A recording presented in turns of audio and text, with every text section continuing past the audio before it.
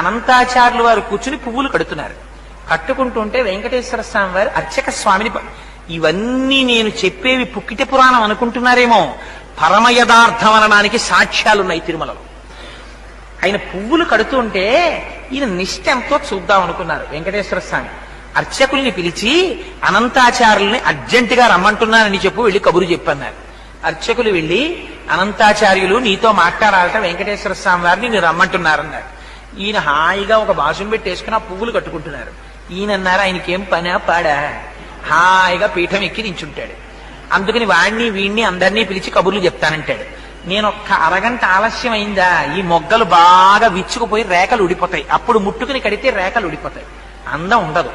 అందుకని నేను మా గురువు గారు రామానుజాచార్యుల వారికి ప్రమాణం చేసి వచ్చాను, మంచి పూలదండలు కట్టి వెంకటేశ్వర స్వామి వారికి సమర్పిస్తానని. అందుకని ఇప్పుడు రాను, నాకు కుదరదన్నానని చెప్పన్నారు. అంటే అర్చకులు